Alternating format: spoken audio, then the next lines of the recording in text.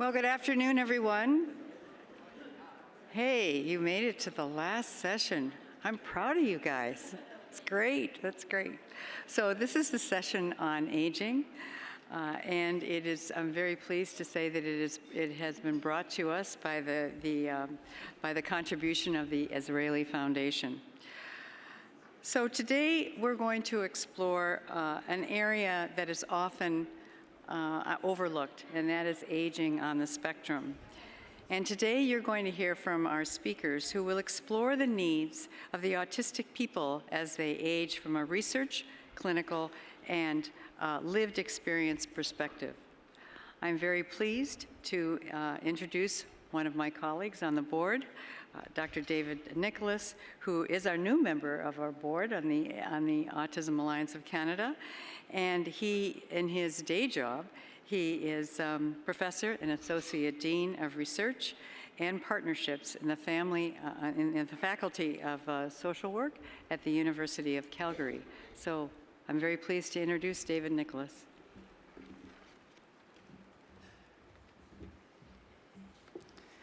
Thank you, Sue, and welcome. So glad you're here for this important discussion today. And I just want to let you know that, as Sue has said, my name is David Nicholas.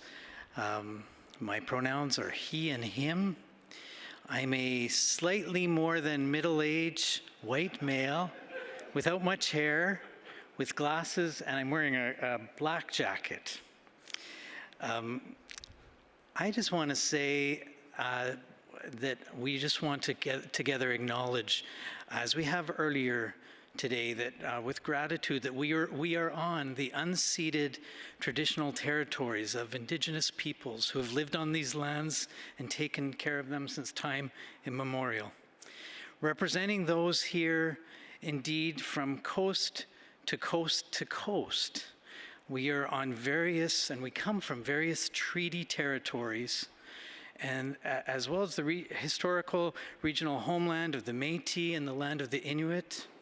And we deeply acknowledge and respect the histories, languages, and diverse cultures of the First Nations, Métis, and Inuit peoples, and are deeply grateful for their profound contributions that continue to enrich our communities. So let's together commit ourselves to deeply to move forward in truth and reconciliation and all that that means.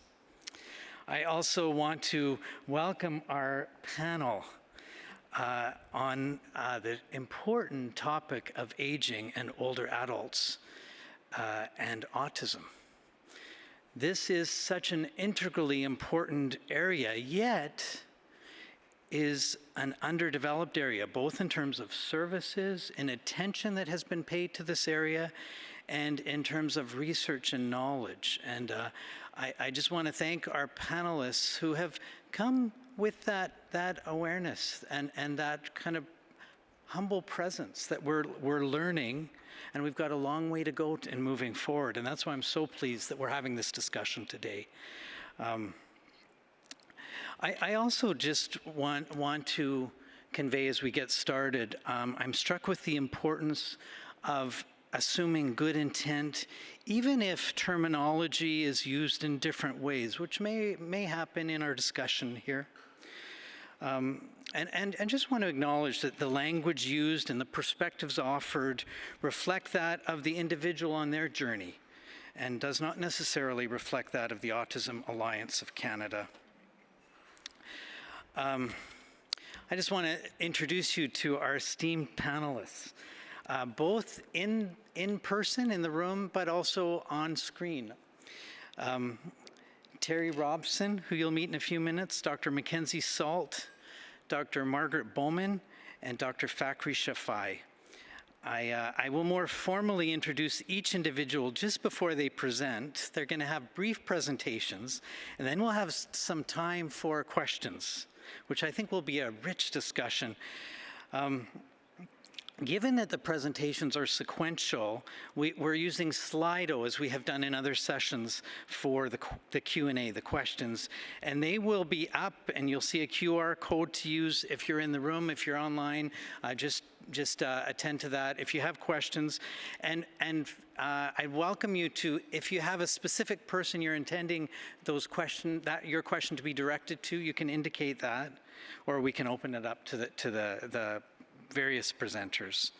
I want to just move forward without further ado and welcome our speakers, and particularly our first presenter, who is Terry Robson.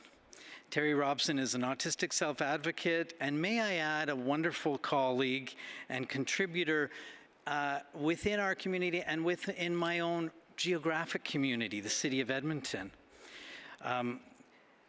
Terry is the editor, on the editorial board of the Canadian Journal of Autism Equity. Terry has a Bachelor of Education degree specializing in music and English. As well, she has a 2-year music business diploma, and she is a certified journeyman, has a 2-year music business diploma, So she is a certified journeyman parts person. Terry has completed many courses towards getting her certificate in general accounting. She is the founder and owner of Awkward Spirit, Looking Beyond the Mask. Terry has spoken about Asperger's syndrome at international as well as local events, and has founded the Adult Asperger's Syndrome Support Group in Red Deer, Alberta, after learning that no such support existed there, and has mentored several young people. Terry received the Alberta Premier's Council on the Status of Persons with Disability Award of Excellence for Public Awareness in 2016. Congratulations, Terry. Terry has been a volunteer with the Lions Club International for many years and has received a number of awards from that organization. So we are privileged today to hear from Terry. So may I turn it over to you, Terry, and thank you for presenting.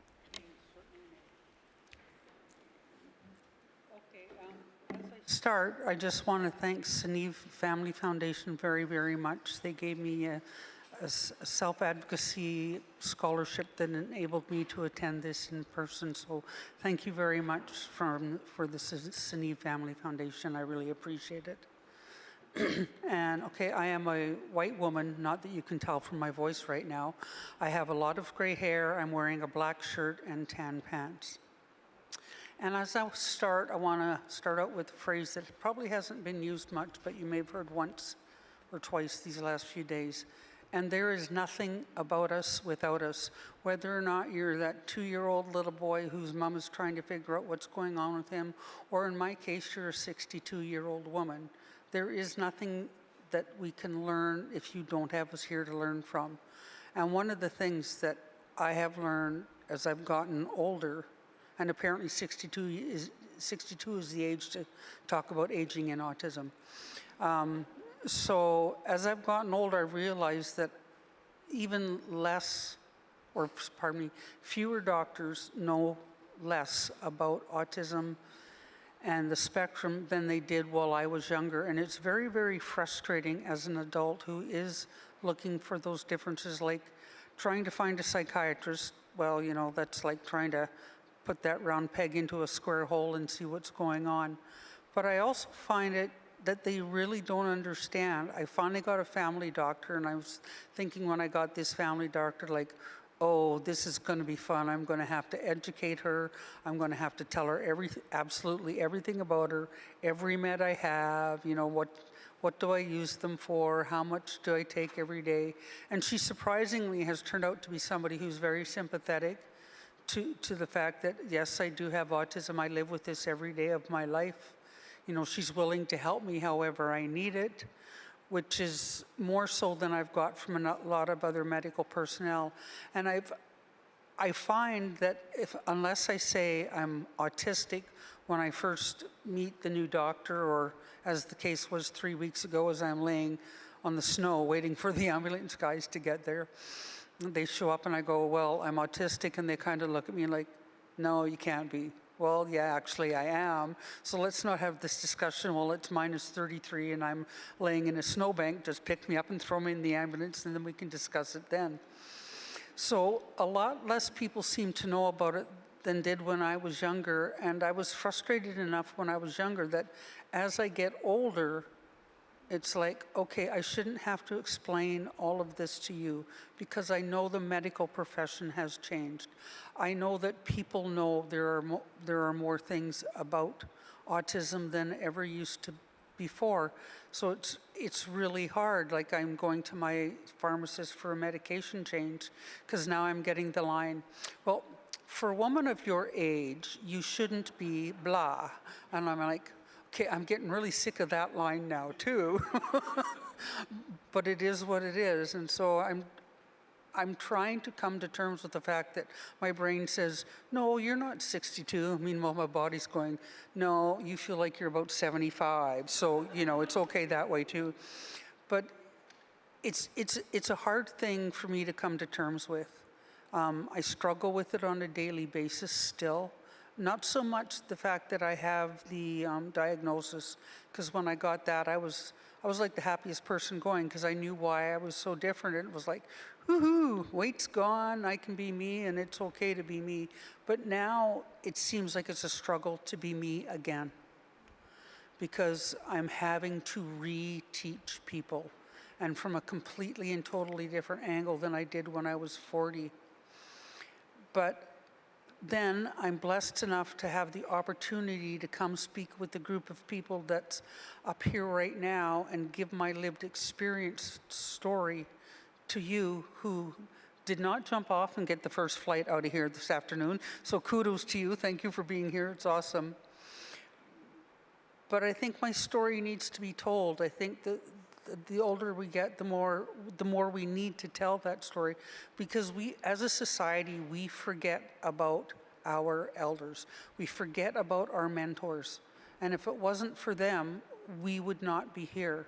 And so many of them went through what I'm going through without knowing what it was, without having the stability, the doctors and stuff that are out there, even though there's times I kind of go, you're a doctor really, and you don't believe that I have autism because I have a university degree. Okay, we'll have to discuss this at another time. I'm going to find a different doctor.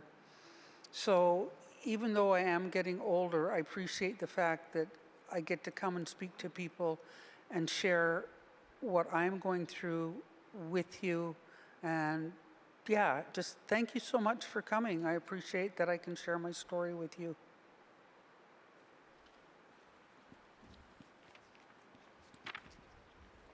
Terry, thank you. And if you have questions, feel free to convey them in Slido.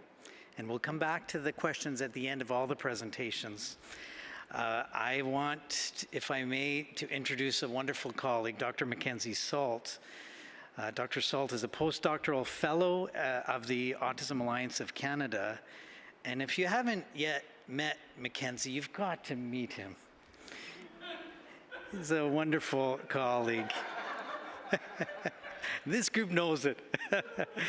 Dr. Salt is an autistic autism researcher and a postdoctoral fellow with the McMaster University Autism Research Team and, as I said, the Autism Alliance of Canada. He is a Canadian Institutes of Health Research Health System Impact Fellowship Program alumnus and has a background in qualitative research and research engagement. His research focuses on autistic adults, and I'm looking forward to Dr. Salt's presentation. Welcome.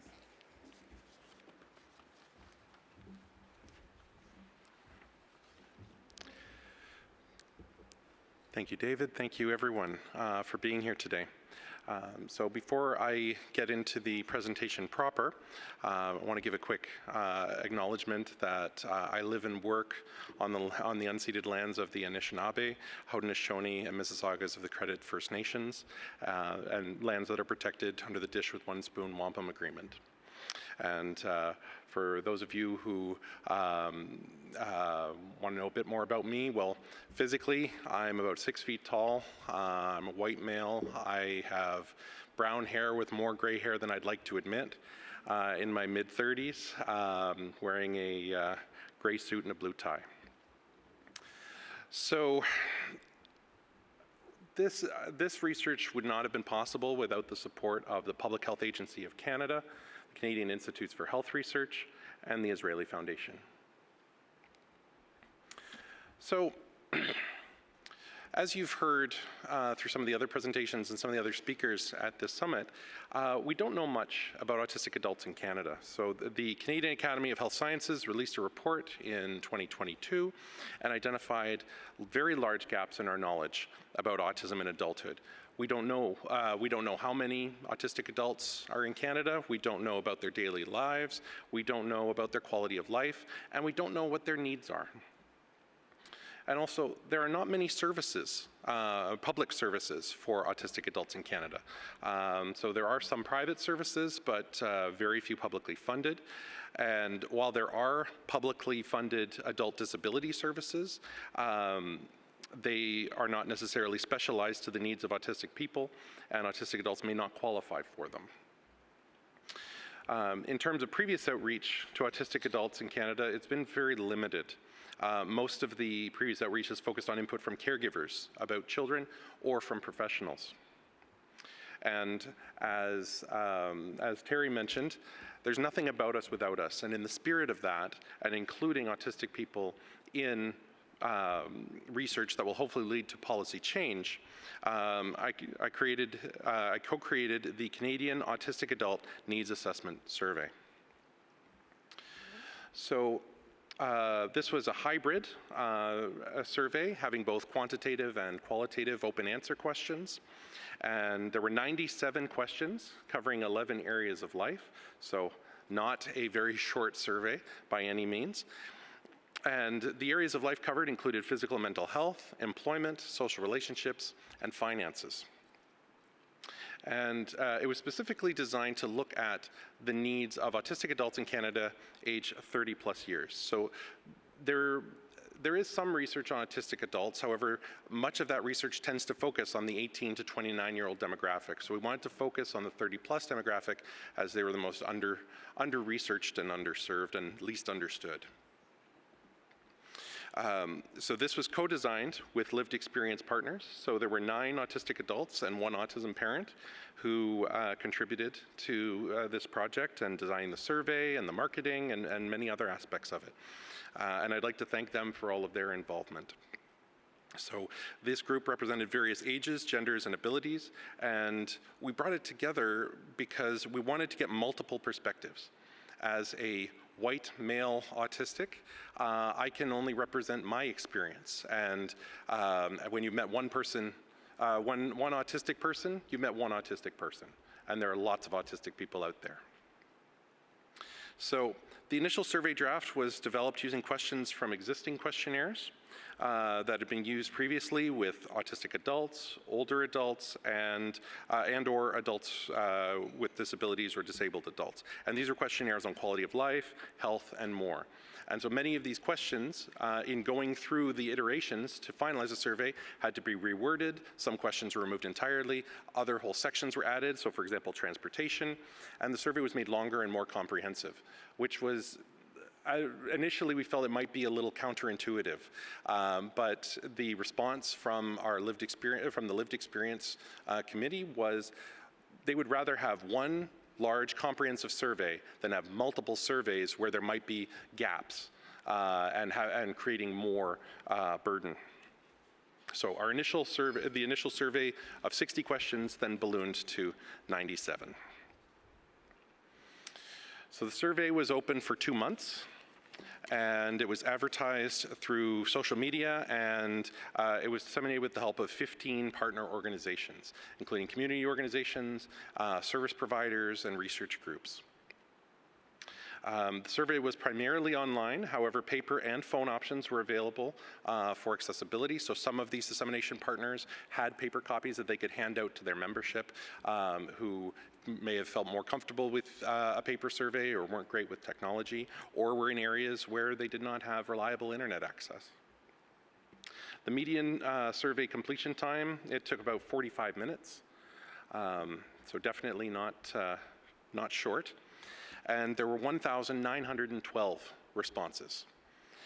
This survey was open to people who had a formal autism diagnosis, as well as those who identified as autistic but did not yet have a diagnosis or did not otherwise have a diagnosis.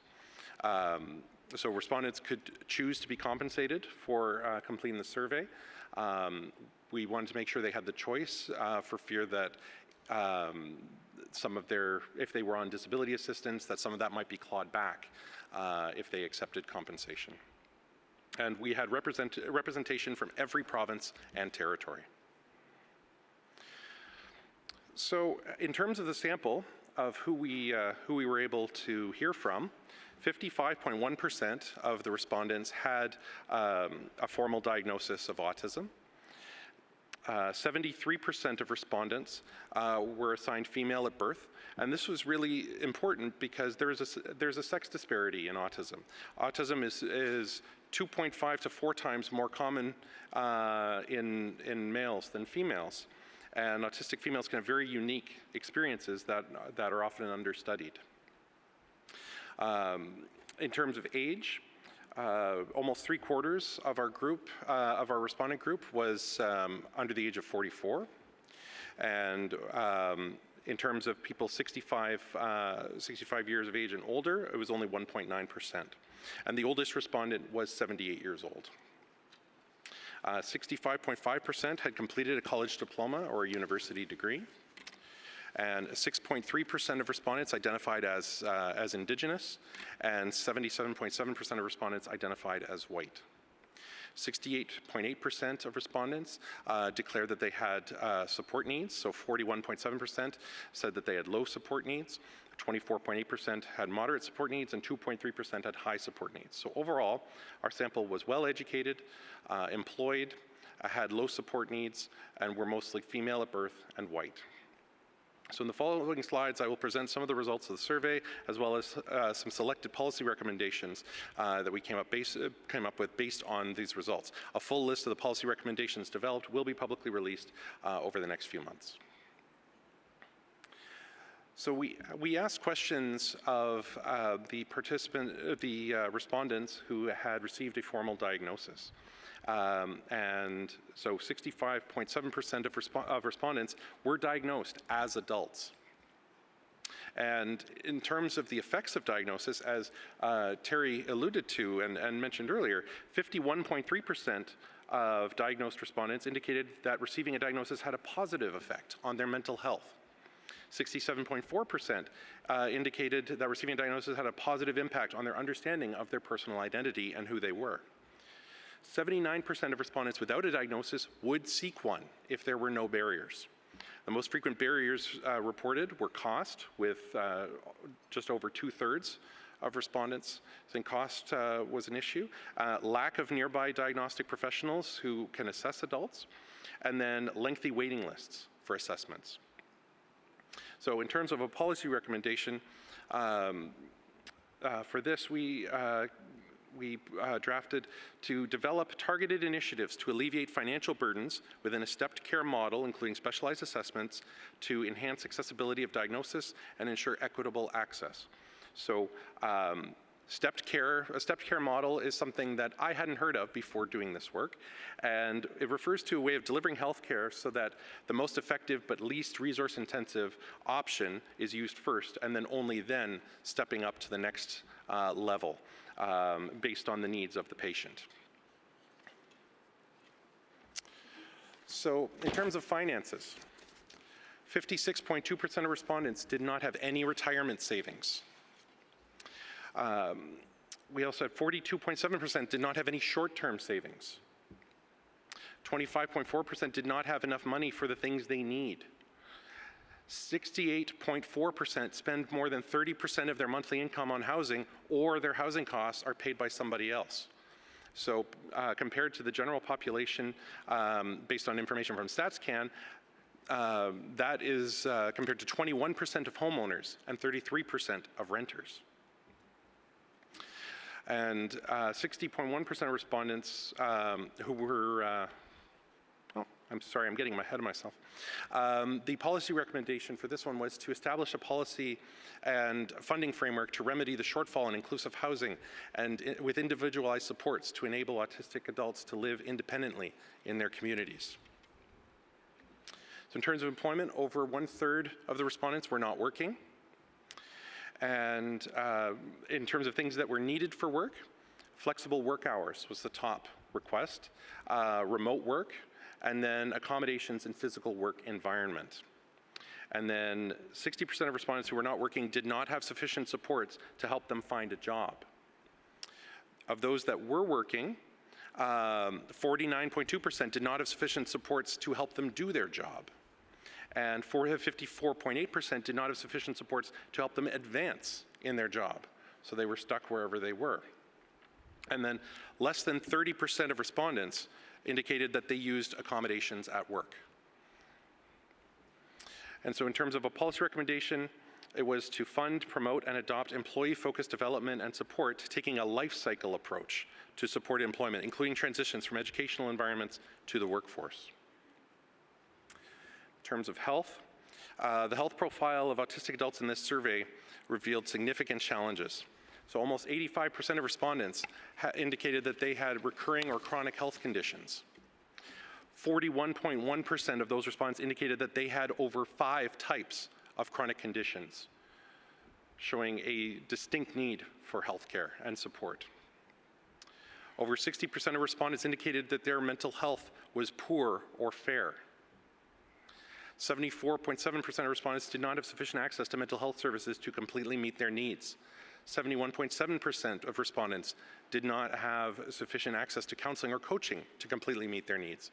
And 87.5% of respondents feel left out or isolated at least some of the time.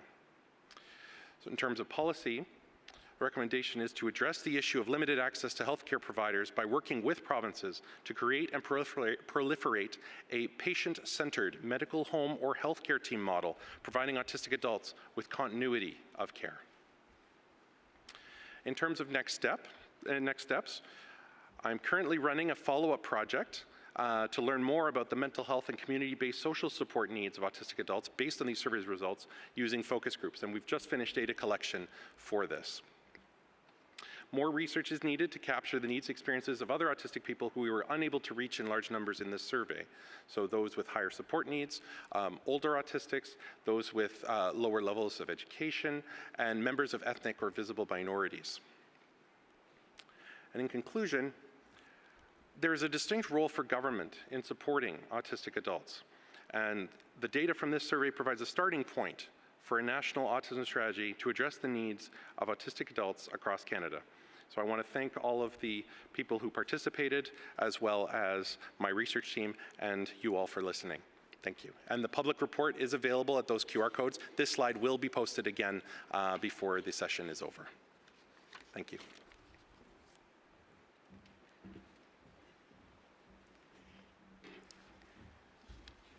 Mackenzie, thank you very much. Important data, and so thank you for sharing that. And again, if you have questions, remember to use the Slido, and then we'll come back to questions at the end of our presentations. We're going to move to our next speaker, Dr. Margaret Bowman, who is joining us online and coming to us from Boston. So welcome to Dr. Bowman. She is a research associate professor in the Department of Anatomy and Neurobiology at Boston University School of Medicine. Dr. Bowman is a distinguished pediatric neurologist and research investigator who has been a leader in the study and treatment and support of autistic people for the past 25 years. And interestingly has been a part of a group that meets internationally to focus on the area of autism and aging. She is one of the world's foremost physicians in this field, highly respected for the outstanding clinical care that she provides, as well as for her research and teaching in the area of developmental conditions. Dr. Bowman's dedicated career is exemplified in her establishment and development of the Autism Research Foundation, the Autism Research Consortium, the Lurie Center for Autism, and the Autism Treatment Network. Dr. Bowman is also a founding director of the Lurie Center, formerly called Ladders. And Dr. Bowman, welcome, and thank you for being with us today. Thank you, David, for that very gracious introduction. And frankly, listening to all of this, I'm very jealous that I'm not there in person. So thank you very, very much. This is just a true joy to be part of this program. Like David, I am on the other side of middle age. I'm wearing a red sweater with a turtleneck, which I always wear, I'm afraid. Anybody else who is looking at this slide can see that I'm talking to you from my office, which has lots of toys in the background because I'm a child neurologist, and I'm sure you're wondering what a child neurologist is possibly here to talk about aging, and probably that in fact is part of what we're going to talk about in a minute, is the access to care for people who are adults on the spectrum and certainly the aging population. And to make a long story short, many of us who have been involved with children much of our lives have this sense, big surprise, that children grow up and they get to be adults, and somebody has to have the skills and the interest and the passion to take care of those people. And unfortunately, there's a real lack there of the resources, which we're going to talk about a little bit. You're going to see me putting my head down periodically, and it's partly because the slides that are up for me to be able to see, I don't have microscopic vision, and so can't really read what I've already slid slides out. So I've fortunately had the brains enough to print them out in advance for myself. So I will kind of use my own paper to keep myself going here. So thank you, and thank you all for listening to this. I think it's an important topic, as David has already discussed, and certainly the previous speakers as well. So beginning to the next slide, please. So what are some of the medical problems that autistic adults face? And this is not only just younger adults, but it's aging adults, certainly for certain. And one of the primary areas of concern, which Terry nicely already highlighted, is finding a primary care physician. The number of primary care physicians who have skills or interest or the time, I guess, to really see adults on the spectrum, at least in the United States, is extremely limited. And hence, those of us who are seeing our children, we just simply continue to see our patients into adulthood. And the number of patients that I now see in their 40s, 50s, and 60s is growing as weeks pass by. So we'll talk a little bit more about that in a minute. The emergency room and being in hospital can be very traumatic for a whole host of reasons, which we'll also mention about briefly. Insurance coverage in the United States, at least, can also be a factor, and I think Mackenzie also brought that up a little bit in terms of the finances that a lot of these folks either have or don't have. There are multiple medical concerns that are involved with autism, certainly in adults, and certainly in the adult population in general, but certainly those on the spectrum, and those are pretty much listed here, and we'll talk about some of them in a little more detail in a minute. Next slide, please.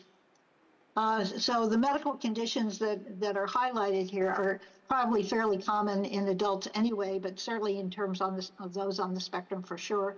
Cardiovascular disorders, high blood pressure, diabetes, being overweight, seizures, though most of the seizures happily or unhappily, I guess, are in the younger population, but they certainly can continue into adulthood and aging. Sleep disorders for certain, vision, hearing problems, no big surprise, mental health disorders that we've already mentioned, gastrointestinal disorders, and I'll tell you the gastrointestinal disorders are estimated to involve being significant in approximately 80 plus percent of individuals on the spectrum in one form or another. Metabolic disorders, cancer, of course, with aging, motor and sensory challenges. All of these are significant factors. Next slide, please.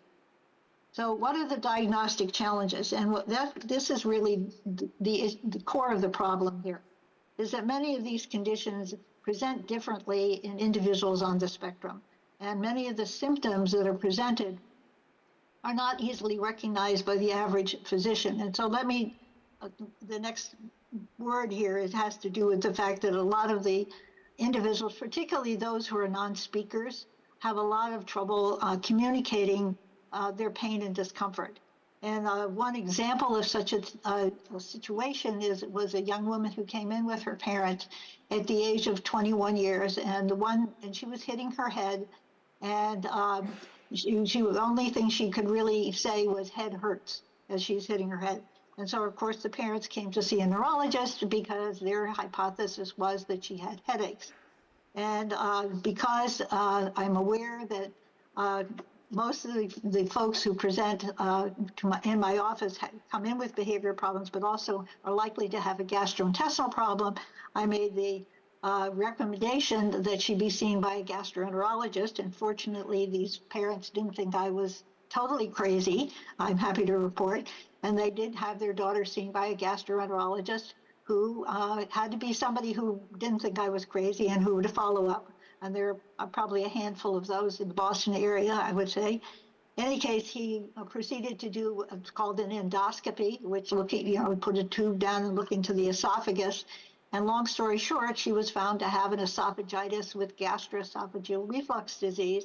He treated that, and no more head hurts and no more hitting your head with her hand.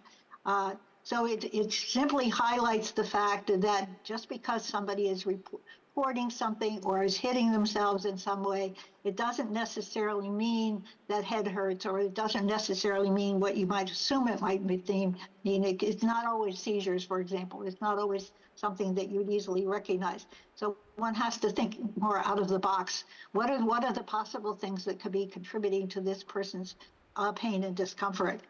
As I noted, a significant portion of the autistic population are non-speakers. I think it's estimated somewhere about 38 to 40%. And so they do have a lot of trouble communicating their sense. And furthermore, many people on the spectrum can't localize pain and discomfort very well. And I've had some very bright individuals come up to me after a conference speech and basically say, when I get sick, it takes me 3 days to figure out what's wrong with me. And I'm thinking, well, if it takes this person who is very bright and intelligent to take that very tough period of time to understand what's wrong with them, then only knows what's going on in the head of somebody who is a non-speaker. And I think this probably relates to something that's called interoception. And I don't know how many of you know that term. But interoception has to do with how we perceive the comfort of our inner organs. So if you have a stomach ache, can you really perceive where that problem is coming from? Or if you have a headache, can you really perceive or localize where that is? And there's a growing interest in research that has to do with studying the concept of interoception in individuals on the spectrum. And it appears to be that there's a likelihood that this is a challenge for many folks on the spectrum. So next slide, please. Although this survey is now almost 20 years old, I'm unhappily, the data out of this survey probably is not outdated. Unfortunately, I don't think we've made a lot of progress since this survey was conducted. But basically, it was a survey where they interviewed medical students, deans of medical schools, residency directors, teachers, anybody who is involved in the medical community, to get their information about how comfortable they really felt in either understanding autism or treating individuals on the spectrum, or really had any understanding of the problem whatsoever. Next slide, please. So out of that came the following, that when they interviewed the medical school graduates, And they basically said the dean said at least 50% of them were not competent. If you were a medical student and you graduated, you were not competent or had any ability to take care of individuals on the spectrum. Residency graduates, and now we're talking about somebody who's been through a residency program, and the directors of those programs, at least 30% or over, were not competent. Clinical training, they talk about intellectual disabilities here, but it's the training for anybody who has any kind of disability, be it intellectual or anything else, is not a high priority in medical schools, unfortunately. It just is not generally part of the curriculum. Most students don't receive any clinical experience with autism whatsoever. So, for example, when we had as David brought up, we had the Ladders program there for a while, and we had the pediatric residents from one of the local hospitals spent one day out of his or her three-year experience in pediatrics in our clinic. That was their sum total experience just for children. We never saw anybody from the adult services whatsoever.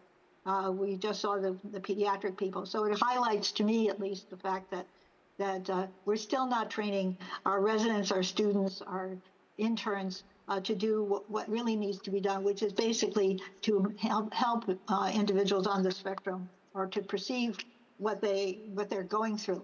And I find this extremely challenging because for a number of reasons, not the least of which is that the Centers for Disease Control in the United States estimates that the prevalence rates of autism have climbed to 1 in 36.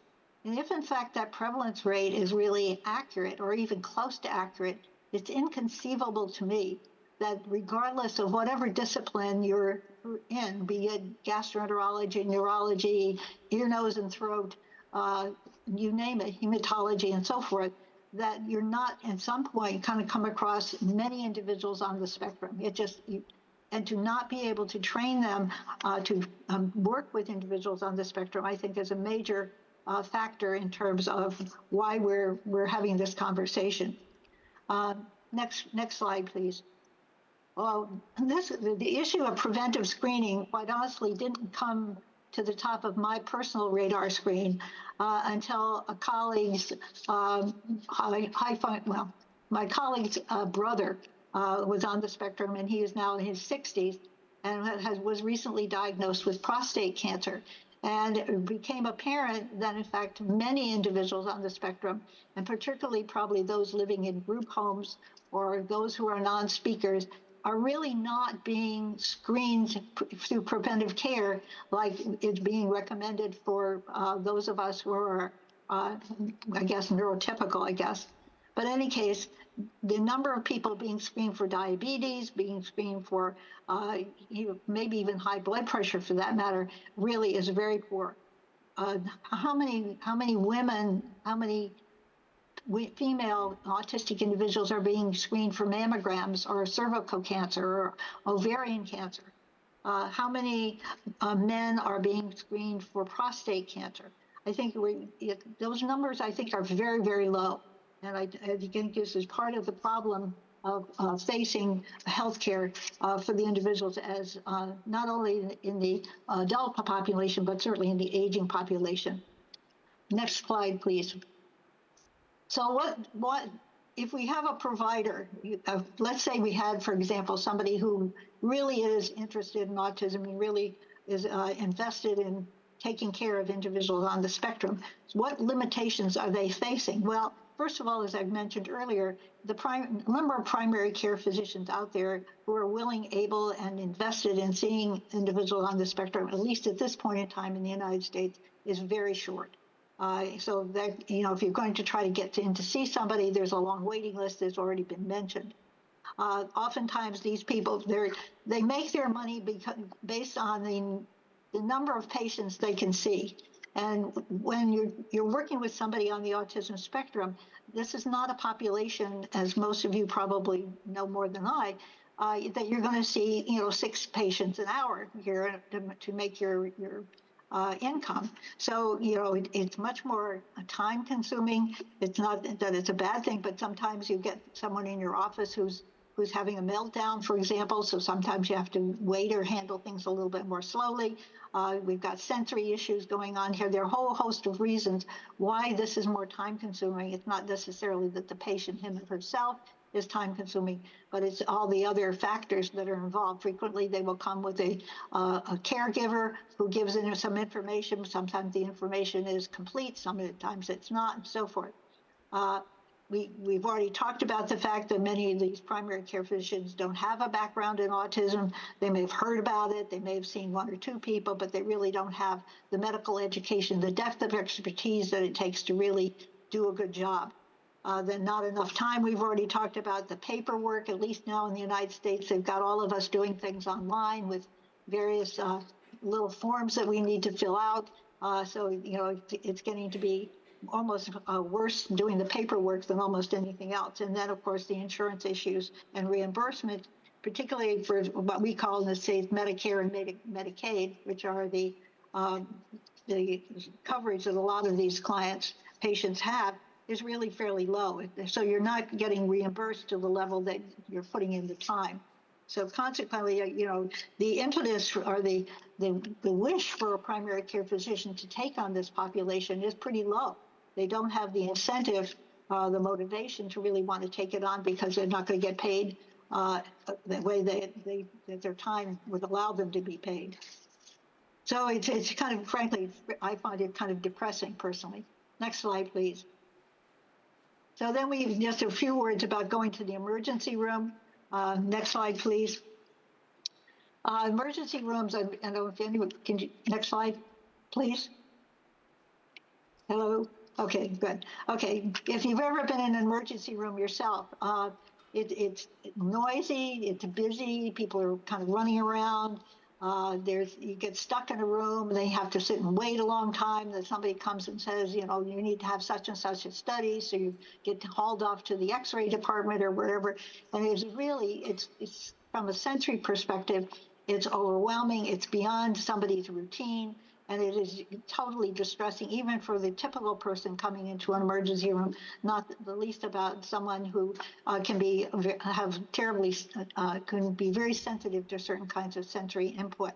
So lights, sounds, busy people, long waiting times, procedures that are not expected, safety concerns, and sometimes if they show up with a trusted adult, it may be a man who's coming in with a lady or a lady who's coming in with a man, and that could be an issue, particularly if you have to be in the room while some certain procedures are being performed.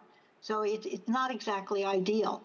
I think that some hospitals happily now, and maybe also in Canada, are recruiting what they're calling patient navigators to be in emergency rooms. And these are individuals who do have experience with autism spectrum disorders and who can help the emergency room staff find a quiet room for this person, educate them about what needs to be done, what's a good idea, and how do you approach this patient in the most reasonable way to move forward. So there are beginnings of making some headway on this. It certainly is. It's a very early stages, but it's clearly an area that needs further work for sure.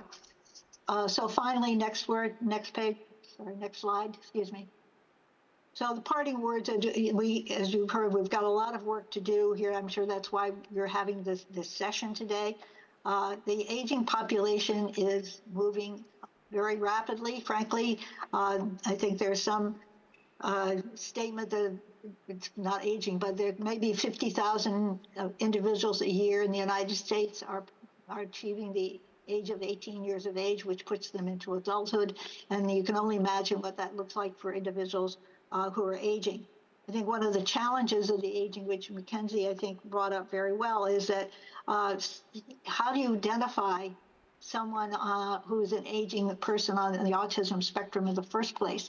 Many of them probably haven't been diagnosed, or they may have been diagnosed with something else incorrectly. They don't have family members who can give a past history very well. Many of the measures that we use to make the diagnosis on the spectrum are designed for children or maybe some young adults, but we really don't have accurate measures to even make a diagnosis of a senior person, much less know what to do with them after we made that diagnosis. We talked about physician exposure and training, which is an area of major concern. Medical problems in childhood continue, that can be continued ongoing. They may present a little differently, but just because you're an adult doesn't mean you necessarily outgrow them. We talked about communication deficits in non-speakers, the sensory difficulties in medical care. Somebody you don't know is going to be touching you in a way that you're not used to. The fact that we need family and professional advocacy to help us. We really need to somehow get to our politicians and our people who are making policy decisions about how to move this story forward. Finally, I think that Autism Speaks in the United States has done a very good job of increasing awareness. I don't know that they've done a great job with adults and aging, but they certainly have done a good job with children.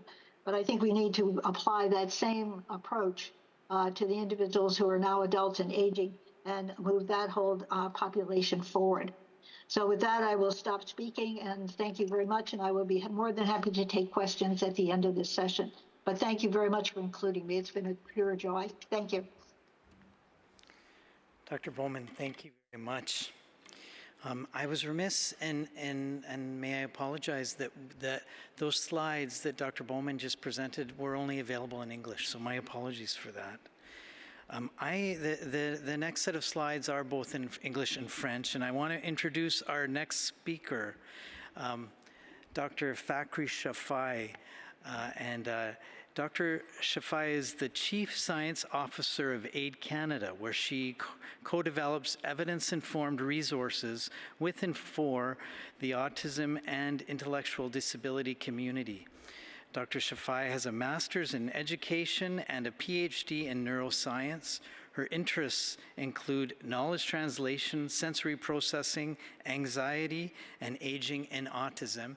And Dr. Shafai will come and present our last presentation, then we'll move to questions. So feel free to enter those, and then we'll get to those and look forward to that conversation. Dr. Shafai.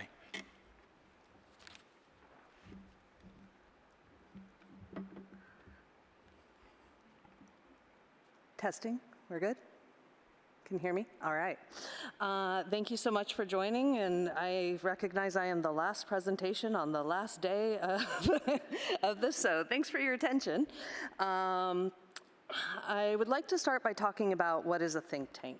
So a think tank is a gathering of a group of experts with varied backgrounds to explore solutions for specific issues, ideas, or policies. And as Dr. Bowman mentioned, and also David, we're part of a group that meets monthly on autism and aging, and we decided, you know, we really need to get a larger group of us together, and so we began to work towards finding funding to make this think tank happen. It happened in November. So when we were designing this think tank, we knew we wanted to focus on the senior years, but as we rapidly found out, we had very few people we could talk to who were over the age of 65 who had an autism diagnosis, so we dropped that down to 50. So we wanted to focus on ages 50 and up, and we wanted to make sure that every session we had was rooted in lived experience. We co-designed this with people with lived experience. They were on all the committees, and we made sure that any session we had during this think tank made sure to showcase their perspectives. We came up with a number of needs for this think tank, and one of them was the need for leaders and representatives of all levels to have a full picture of what our community is experiencing. We needed a review of the literature to see current knowledge. We need priorities for community development. And ultimately, one of the end outputs of this project, which is still ongoing, is the need for knowledge translation products to be tailored for different audiences. I am just realizing that I was so nervous that I forgot to do my land acknowledgement, so I'm going to take a step back 1 second. I work for AID Canada, as mentioned. AID is a nationwide nonprofit with hubs across Canada, but the primary hub is based out of the Pacific Autism Family Network in British Columbia, which is on the traditional and unceded territories of the Musqueam, Squamish, and Tsleil-Waututh peoples. And I am grateful to be able to live, work, and play in that area. I also forgot to describe myself. I am a short female with short hair that is rapidly becoming more salt than pepper. I cannot get into all of the different keynotes and panels we had, but one that I really wanted to focus on was our first keynote, which was with Dr. Wen Lawson. For those of you who don't know Wen, he is a wonderful and leading autistic advocate, researcher, author, parent, and grandparent from Australia. We were so grateful to have him come out and share his perspectives. He is also the author of Older Adults and Autism Spectrum Conditions, An Introduction and Guide, which was shockingly one of the first books on the topic that I'm aware of, and it was published in 2015. We are behind. 3 topics that he discussed during his keynote that I think are really important for us to keep in mind as we move forward is the concept of monotropism. The monotropism lens suggests that attention is a finite resource, and when it's tied up with a preferred interest, there's less attention available to respond to environment or sensory experiences. And this monotropism may feed directly into interoception, which Dr. Bowman already mentioned earlier. So interoception is the sensory system that allows us to know what's happening within our body, for instance, hunger, thirst, or importantly, the location of pain. And there are huge implications for health. Dr. Lawson brought up the fact that he knew something was wrong, and he went to the doctor because he knew something was wrong, and the doctor said, "What's wrong?" And he said, "I don't know, that's why I'm here." And the doctor had to go through and figure out what was happening with him in that case, because Wen was unable to locate and describe what the problem was. He just knew something was wrong. How many doctors are able to take that time and really focus on patients in that circumstance? The other thing that Wen discussed was object permanence. So object permanence is the ability to know that people or things are still there even if they're out of sight. And he argued that this difference in object permanence really has some profound implications for processing grief. For instance, when one of Wen's children passed, the object permanence situation made his grief delayed, and it took a very long time for him to be able to process that loss fully because of that issue. And Wen is a very big champion of nothing about us without us, and we made sure to use that perspective as we moved forward with planning this conference or think tank. So the image on the right is taken from Autism Spectrum Disorder in Mid and Later Life by Scott D. Wright, and we use this image as kind of a grounding principle when we thought about who needs to be at the table. And we needed people who can speak to what's happening from a biology perspective, what's happening internally, but we also, of course, needed people with lived experience, and we made sure to include as much as possible, and we made sure to pay them for anything they provided with regards to their experience, and pay fully for them to come and attend the think tank. But people don't just exist as themselves. They exist within a microsystem, so that can be family and community, a mesosystem, which can be the larger community in which they work, and then the macrosystem, which is worldwide. So we had different panels. The first was a lived experience self-advocacy panel, family and caregiver supporter panel, quality of life and community. So what does it mean for community providers to be able to support quality of life for our community? And then quality of life and health research. So what does the research say about people's quality of life? Specialized healthcare, including GI, neurology, and other such issues that we know often co-occur within our community. Community health, and guidance for primary care.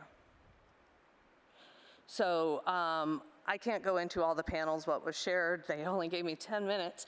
But I am going to highlight some of the major findings. So in improving healthcare delivery, it's going to take time, money, and attention. In the time side, we need to give more time for appointments to improve support for communication challenges, as Dr. Bowman already mentioned. We also need to proactively support the scheduling of appointments and regular screenings. People are being missed, and because of that, if they do have something like cancer, we're not finding it until stage 3, stage 4, and if we could get those screenings on time, that could be changed. We need to provide specialized training to get more medical professionals to treat their neurodivergent patients. And we need to increase compensation and encouragements for those specialists to accept neurodivergent patients. Dr. Bowman should not be still seeing the patients she saw as children. This should not be happening, but it is happening, and it's happening worldwide. We need to adapt healthcare tools and standardized procedures for the community. And we also need collaboration between researchers in areas of interest. On the quality of life side, the 3 major themes were community, money, and clarity and attention. So with regards to community, easing loneliness emerged as a key priority from self-advocates, as well as providing support to individuals as they face aging-related decline, frailty, and end-of-life care. There's a real fear in our population about those final years and what that means and who's going to be there to support them. And I'm hoping that we here today can start moving that needle forward. We need money. We need government support, and it should not only provide for basic survival, but also allow for quality of life. As one of our conference panel members said, I shouldn't have to decide if I need to skip 2 meals because I want to go see a movie. Accessible housing was identified as a major need that impacts quality of life. I'm not telling you anything we don't already know in this room. One thing that really became clear from our community healthcare providers and community service providers was that there's no real clarity on who is responsible for what. And people are being sent back and forth between agencies saying, no, you do that. No, I do that. It's not working. And because of that, and because of fragmented resources, people are falling through the cracks. So we need clarity. So a number of calls to action came out of this think tank. The first was that we need to recognize that autism is a lifelong condition, and I know I'm preaching to the choir in this room, but there's a lot of people outside this room who don't know that. There's a lot of people who are part of the autism community who say, you know, I never really thought about it. I'm just trying to get my kid to their teen years or whatever the case may be. And so we need real societal investment in aging-based research, services, and supports to meet the needs of aging individuals. Rallying cry that came up many, many times during the think tank was "Nothing About Us Without Us." I loved this artwork by Love Disabled Life on Etsy, and I think you should check out their other artwork. But it really needs to be prioritized, and this means that we need neurodivergent perspectives that should be grounding our research, our clinical and community care and policies. We also need to think about intersectionality and make sure that we're not just having one token person representing their experience and saying, okay, now I speak for every autistic person. That's not fair to the person that we're saying that to, and it's not fair to everyone else. We really need to make sure that we are calling on people from a variety of experiences. One of the major calls to action, which I was very pleased to see was discussed in the next room in the previous session, is that we need to increase the depth and quality of research. And one of the issues that came up is that we don't have research standards for comparing data sets with that increased cross-sectional understanding. So we had multiple people at this think tank who have longitudinal data for adults that they're focusing on and they're following through their senior years. Hildy Gertz and Blair Braden and Greg Wallace all have these databases, but they're not all measuring the same thing. So how are we comparing data and saying, oh, this applies to autistic people across the board, when really what they're talking about is the autistic people in their cohort? So we need some sort of coordinated effort, worldwide coordinated effort, to make sure that people are actually all collecting data that is relevant.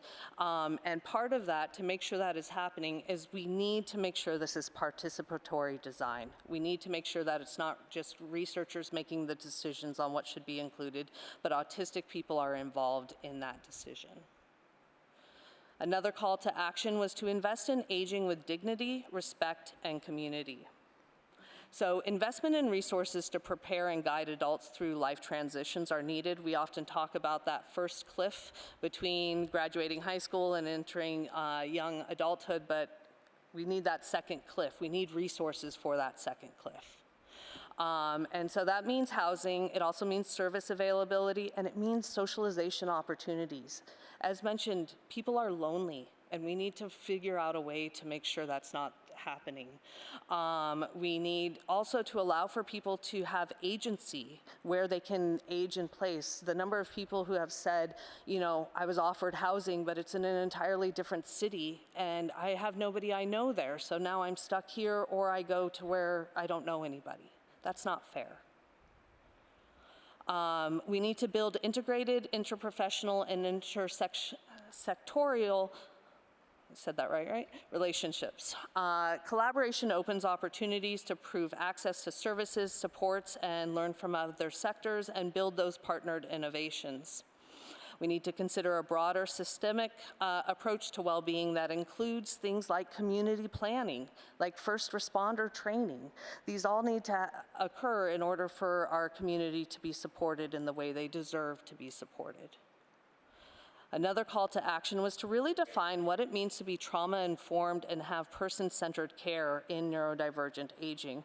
One of our panelists said, you know, when I go to the hospital, I go with every single traumatic medical experience I've ever had.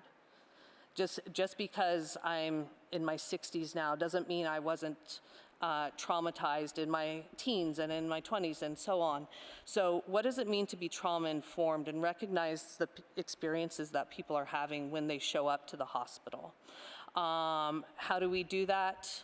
And we need to understand priorities for strategies and implementation to make sure there is that adequate support. We need to develop protocols, tools, and policies to support health assessments and monitoring. And older neurodivergent adults often have complex and overlapping medical concerns, but we have doctors refusing to see them, or we have diagnostic overshadowing where people are saying, oh, well, that's the autism, and just assuming that there's nothing else going on a medical level. We need strategies to address presentation differences and how do we screen and give access to screening, diagnosis, and also treatment of health needs.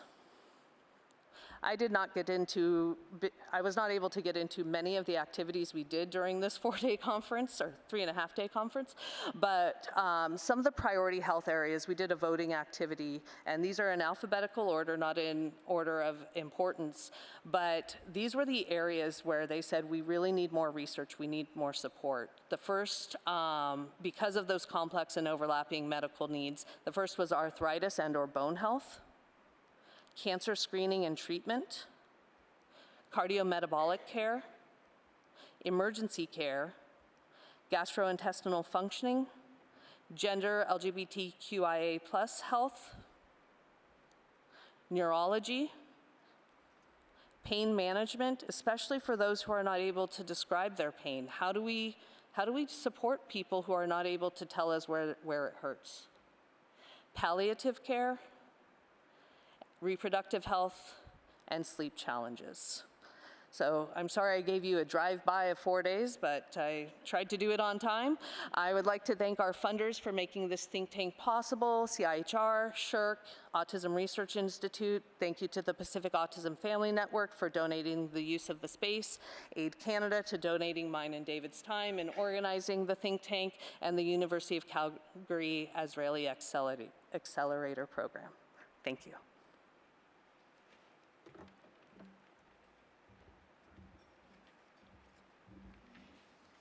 Thank you very much for this presentation and for all of the presentations. Such important information conveyed, and I appreciated those calls to action. Those are compelling, aren't they? We now have some time for conversation and questions. I would just open that up. I don't know if people have conveyed any questions in the Slido, but there is the code. If people are wanting to do that, feel free.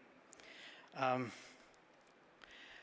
think I'll start, if I may, just as we kind of collect our thoughts around this important work, and if I can direct this question to Fakri, just given those calls to action, just while those are kind of in our collective memory, thoughts on how we get the word out about those important calls to action, both to service and healthcare providers in the field, and really, those are calls for widespread change.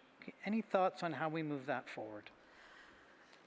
In general, we have to start with things like this, where we're bringing people together with a variety of backgrounds and perspectives, and making sure that our community knows, and then providing opportunities for us to share that message with the people in our own local communities. We also need to think about meeting people in the audience where they are. So if our target audience is doctors, we need to think about how do we reach doctors, at what stage of their training do we reach them, and how do we package the message in a way that they're actually going to be open to hearing it in that moment?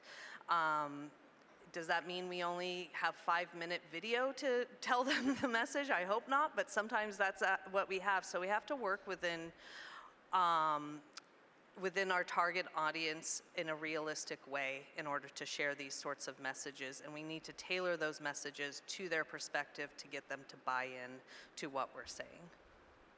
Thank you. Maybe if I can turn a question to Mackenzie, if I may, and particularly around your points around diagnosis. What do you know about the people who are providing diagnoses to adults, and specifically the barriers, and what does that say to us around how do we use policy to push for change? Thank you for the question. So in this survey, we did ask people who had received a diagnosis who was involved in their diagnostic journey, and they could select as many options as applied to them. And the types of professionals that were reported most frequently as being involved were psychologists, with almost 54% of people who had a diagnosis indicated that a psychologist was involved. 31.2% indicated psychiatrists were involved. And the next was family doctors with 13.6%. And we need to be including more types of professionals into the process to increase capacity for screening and diagnostic work.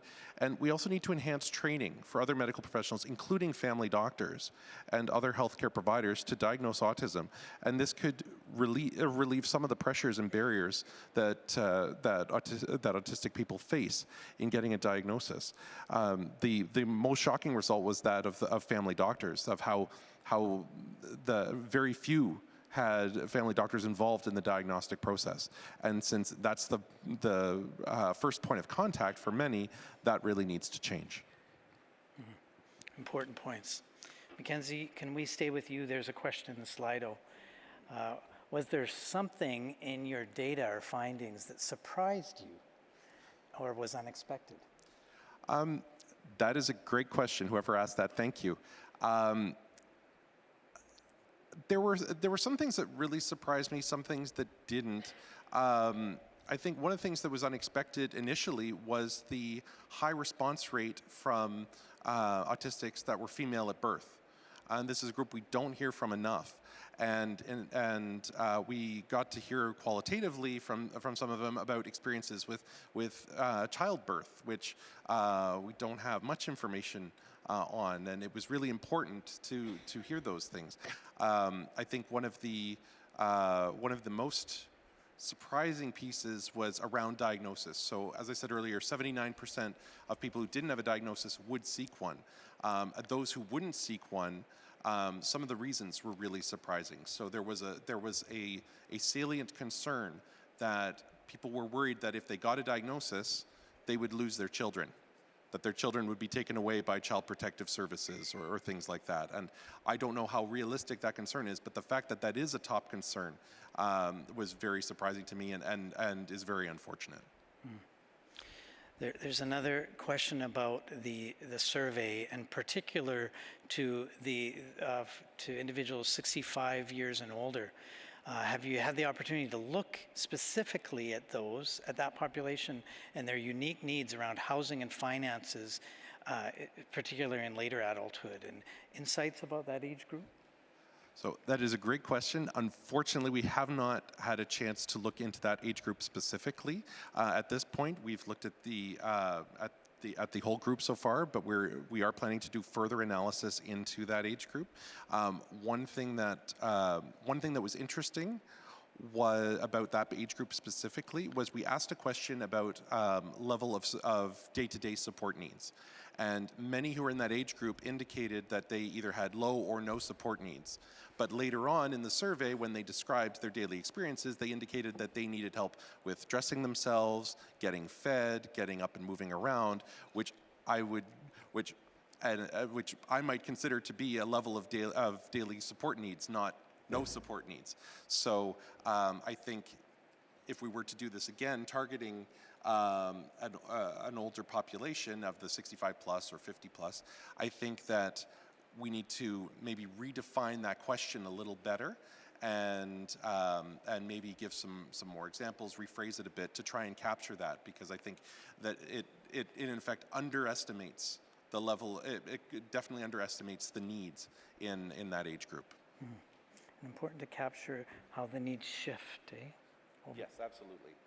We want to see that shift, and it's when you do a survey the way we did, we asked about people's state of health and things. We asked about their current state of health.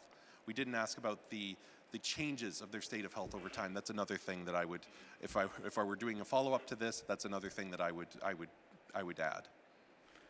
Thank you. There's a question for all the panelists, and I suspect for all of us, actually. So let's go through this. How will the information and research presented in this particular session inform the National Autism Strategy? And maybe if I could add to that, if that's okay, how should it influence the National Autism Strategy? Anybody want to have thoughts on that?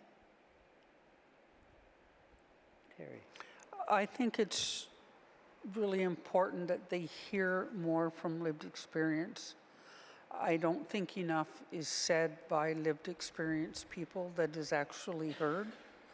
So in terms for the National Autism Strategy to move ahead, we need to hear from more people like me who aren't afraid to stand up and talk about what they feel without talking about their favorite dinosaur collection kind of thing. So, you know, we talk about nothing about us without us, and that is so true when it comes to the National Autism Strategy. And I don't think they hear enough from those of us they need to hear from. So important. It has been not a focus. Aging has not been a focus for way too long, eh? So to really accentuate that in our discussion and moving forward as a strategy seems to me so critically important. Any other comments anyone wants to add? Yeah, so one of the things that comes to mind for me is when we look at autism policy and how it is predominantly focused on children these days, there are a lot of check-ins over time. So we have school. In school, there are, especially not just autism, but other conditions are noticed in children like ADHD and learning difficulties and other challenges like that. But after school is over, there really isn't any way to check in. So when I was doing the adult needs survey, one of the biggest challenges was, where do we find people, especially people who are in the 30-plus range? Are they going to community organizations for support? If they're not diagnosed, would they ever respond? And so one of the big challenges, I think, in terms of government policy has been the lack of data up to now on autistic adults. Now we have data to work from, and we can always gather more, but at least we have somewhere to start. And as I say, how do you eat an elephant? One bite at a time. So this is some place to start. And I'd rather the perfect not be the enemy of the good, and we start things moving forward now rather than waiting until it's absolutely perfect. Thank you. Next question. How might the data on aging autistics compare to the allistic aging population? Are there key differences that can be highlighted? And maybe can we start with Dr. Bowman, thinking about health issues in particular? Yeah, can you repeat the question, because I'm not sure I understood what you were trying to ask me. Sure. It's how might the data or the on aging autistics compare to the allistic aging population? Are there key differences that can be highlighted? And we're thinking about particularly differences in health issues, for starters, and then we'll turn it to Mackenzie. Yeah, well, that I wish I could answer that, because if I could, I'd probably win the Nobel Prize. I think that the terms are used in the aging population that are difficult to interpret in terms of the aging autism population. And most of the data, at least that we've got in the United States, has come from data from it comes off of databases. That is not it's not what Mackenzie has done a very good job of doing something where he controlled about what the situation is. These people have made these diagnoses, et cetera, et cetera. But a lot of the information that we have in the United States has come from databases like Kaiser Permanente, or from the Medicaid resources or something like that. So it's difficult to know who made the diagnosis, whether the diagnosis is correct, what were the healthcare issues that were brought up. Are those diagnoses correct? And this particularly, I'm particularly interested, frankly, in the term dementia that keeps coming up periodically in terms of the autism world when we look at some of these databases. And I'm not really clear about what's meant by dementia because, in fact, there's data that suggests that once individuals leave school, they don't have the stimulation. Many don't get the stimulation to keep going and learning new things, and so it could look more like they're losing skills. I.e., is this what they're calling dementia, or is it something really else? I don't know the answer to that. I'm particularly intrigued by the fact that, as far as I know, and if somebody else in the audience knows differently, I'd be willing to hear it. But I've yet to see a report of Alzheimer's disease and autism. If somebody's got something, please tell me. I've seen reports of Parkinson's disease and autism, and it was a paper that came out of North Carolina some years ago. But so far as I can tell, I've not seen anybody reporting Alzheimer's disease and autism. Now, it may be that it's there and it's not being reported. I don't know. But I think we need to get a little more detail. And I think some of the suggestions that Mackenzie has come up with are valuable. We need to have a comparison group here to see what's going on. And again, it gets back to physicians making appropriate diagnoses and being involved in these research projects, which I think really hasn't happened very much at this point. I don't think that really answers your question, but I think there are many, many, many unanswered questions as it comes to healthcare in the aging population here, and I just don't think we even have the data or the answers to know the answer to those. Important questions there to push forward, eh? Let's go to the next question, and we'll get to as many of these as we can. And my apologies if we can't get them to them all in our time frame, but maybe the presenters can stay back a little while afterwards. Next comment. So really a comment on our presentations. Fantastic presentations. Do you have suggestions about how to develop an actionable plan to get the issues raised seen as priorities? I'll start with that one, if that's all right. One of the things that's coming out of those key next steps for action or key action points is we are creating committees to focus on each of those key action points. We will be inviting a large group of people to contribute to a priority setting I'll just call it a survey. We won't get into the background behind it, but we are doing a priority setting activity that we will be sending out to everyone here and hopefully everyone in the world. We want as many people to respond to it as possible so that we can really decide what does our target audience, let's say our target audience is doctors, or our target audience are autistic adults that are aging, what do they need to know about these key action points, and how do we create a knowledge translation resource that gets that message to them? The one that I think will be the easiest to start with, even though it will be very hard to manage, but it will be the easiest to start with because we're talking about the fewest numbers, is getting those researchers who have those longitudinal studies, who have those databases. We need to get them together and say, what are you doing? Why are you studying it? And is there some overlap, or can you add this to your study as well, so that way we can start to compare data sets.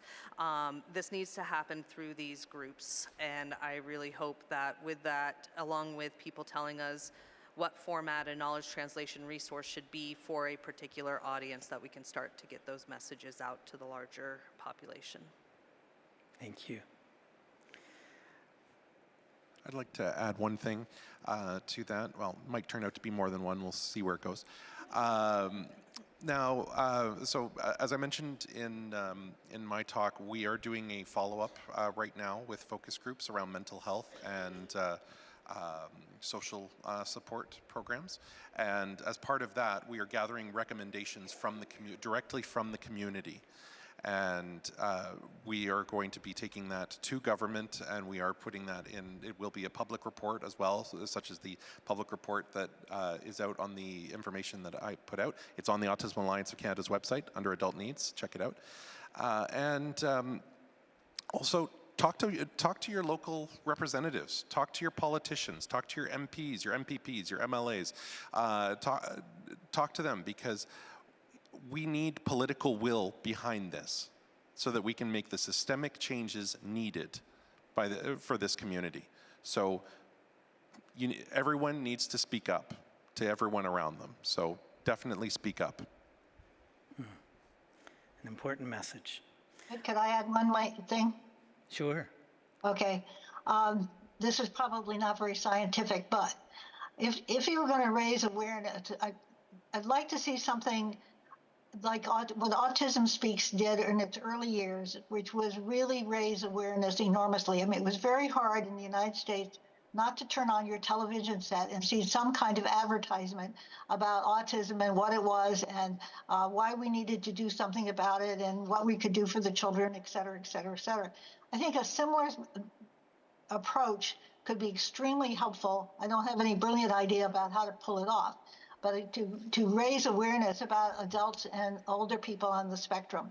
Because I think the pressure has to come from the population.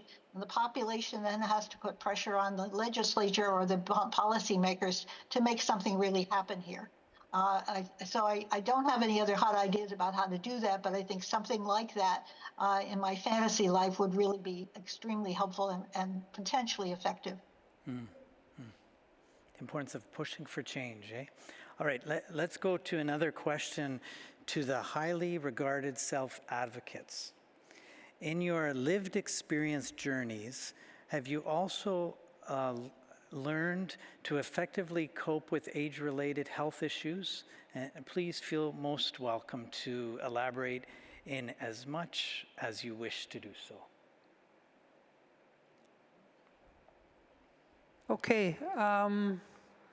You learn to cope is what you learn to do, because sometimes you can't get into your doctor for 4 or 5 weeks. Well, I'm booking into July now. It's not a very effective way to deal with some of the things. So you just kind of learn to take the pain, to do what you can around it. Sometimes, like they say, for most problems, there isn't any way around it. You have to go through it.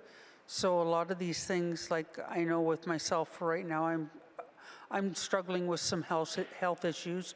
I can't get in to see the right doctor, so it's like, okay, just carry on, do what you can, do it the best that you can, and hope that you can get into the doctor sooner rather than later. So you develop coping skills just as you did when you were younger and trying to figure out what was going on in your life. So yeah, I just kind of go through it. I live with the pain and carry on. To that,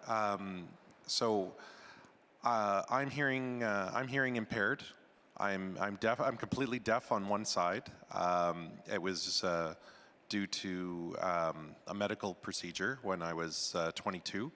But hearing loss is something that's usually experienced by older people and as a result of aging, or more generally, it's experienced that way. It took me a long time to get used to it and to figure out what worked for me. And what was key for me was introspection, like thinking about myself, knowing what my limitations were, and taking the time to think through it. There can be a societal pressure or a general pressure on people to just, yeah, this has happened, move on. Well, you need to take the time for yourself and understand who you are now. Whenever you've had any change in your life, whether it's from aging or anything like that, you need to take the time to understand who you are, what your limitations are. And so it took me probably 6 months to a year to get used to it initially. And there are activities that I'm still getting used to as I go to different events and interact in the workplace and things like that. So it's really about knowing yourself, knowing your limits, and then figuring out what works for you, because you'll know best what works for you.